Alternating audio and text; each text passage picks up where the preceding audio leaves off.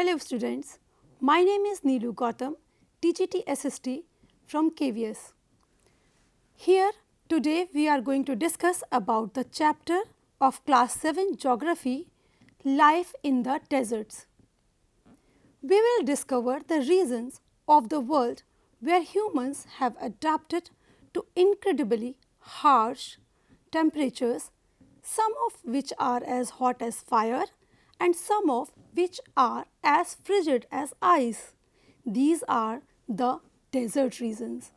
These are classified by intense heat, little vegetation and less rainfall. There are hot deserts as well as cold deserts. After studying this chapter, you will be able to understand the location, extent and climate of the Sahara Desert and the diverse desert regions found around the world. You will be able to analyze how some plants and animals are unique to the Sahara Desert. This will develop your understanding of the climate of hot deserts and the flora and fauna found there. This will enable you to evaluate how changes have affected the Sahara Desert's inhabitants, and also you can describe the location, extent and climate of the Ladakh Desert. Dear students, let us try to understand what is desert. Yes, you are right. It is an arid region characterized by extremely high and low temperatures and has scarce vegetation. It is one of the major ecosystem types of earth inhabited by a variety of distinctive plants and animals that have evolved specifically to survive in the harsh climate.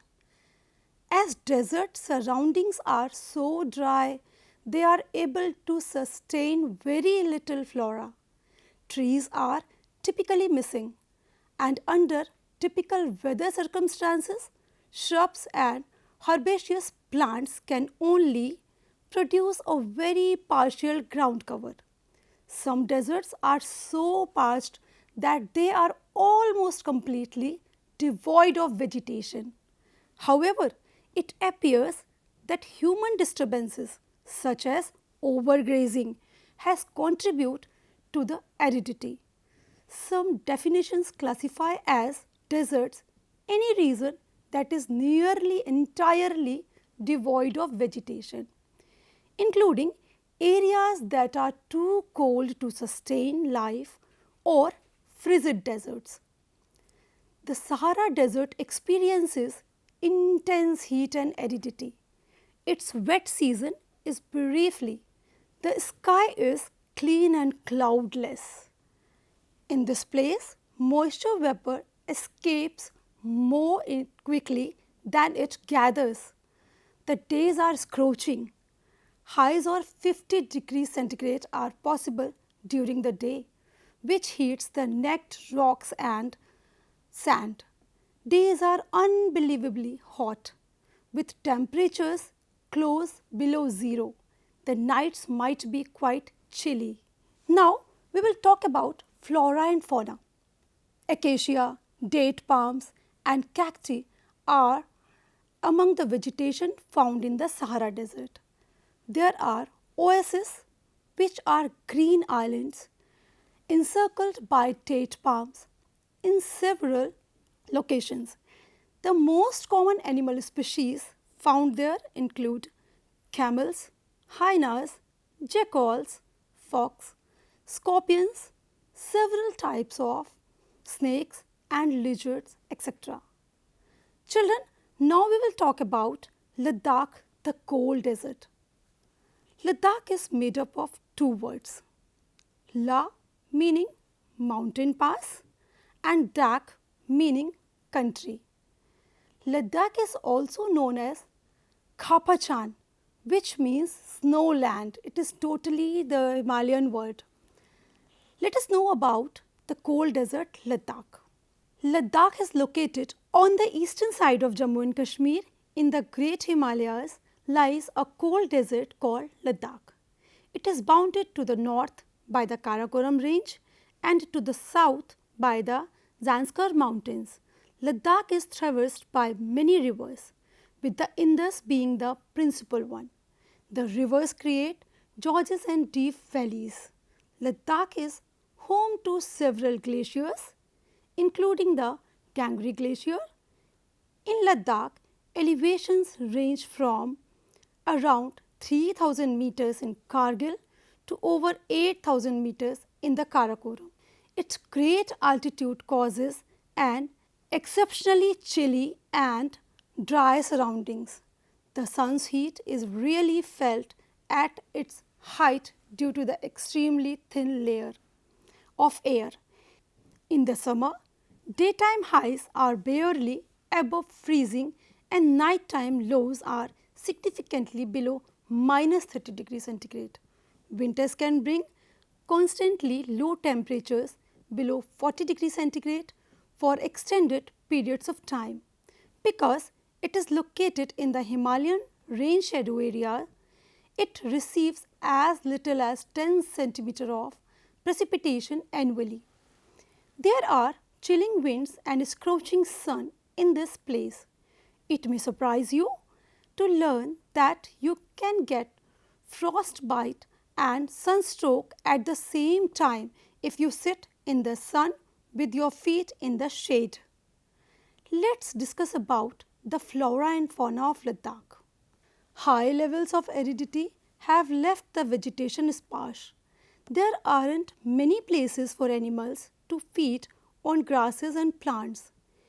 In the valleys, there are groves of poplars and willows, fruit trees that bear apples, apricots, and walnuts bloom in the summer. In Ladakh, a variety of bird species have been observed. Common birds include robins, redstarts, hoopoes, Tibetan snow cocks, and ravens. A few of these are birds that migrate. Ladakh is home to yaks, wild sheep, goats, and unique breeds of canines. The purpose of raising the animals is to supply milk, meat, and skin. The milk from yak is used to make butter and cheese. To make woolens, sheep and goats are reared. Okay, let's discuss about the people of Ladakh. Are there any similarities you can see between the people of Ladakh and those living in Tibet and Central Asia? These people are identified as Buddhists and Muslims. Actually, a number of Buddhist monasteries with their distinctive gompas dot the Ladakhi landscape. Among the well-known monasteries are Lamayuru, Thingsei, Kshay, and Hemes. During the summer, people work hard to cultivate turnip, potatoes, peas, barley, and beans. Because of the severe weather during the winter, people spend the season engaging in rituals and local celebrations. The women put forth a lot of labor. In addition to working in the fields and around the houses, they often run stores and other businesses.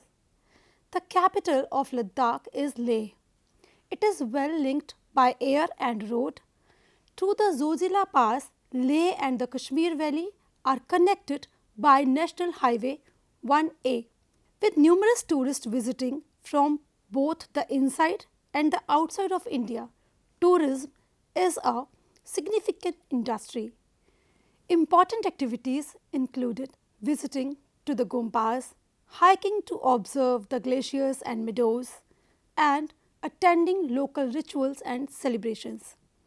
Modernization is bringing about changes in people's lives. However, the Ladakhi people have learned throughout the ages to coexist peacefully and in balance with the environment. Resources like gasoline and water are scarce. Therefore, they are handled carefully and reverently. nothing is wasted or thrown away. Thus, we can now comprehend the hot and the cold deserts, their geographical characteristics, their flora and fauna, and the inhabitants. Now, let us quickly review the lessons we learned today. As far as we are aware, a desert is an arid area with little or no vegetation and exceptionally high or low temperatures. Additionally, we now know the differences between the hot and the cold deserts as well as their characteristics. We have also studied the area, climate, vegetation, animals and people who inhabit there. It is now time to note down your assignment related to today's session. Question number 1 is, what is meant by desert? Question number 2 is, what kind of desert is the Sahara? Question number 3, which is the biggest desert in the world? Question number 4 is, which two groups of nomads inhabit in the Sahara Desert? Question number 5 is, list a few of the well-known Ladakh monasteries. Okay, with this, we have come to the end of today's session. I hope you have enjoyed it a lot. Thank you.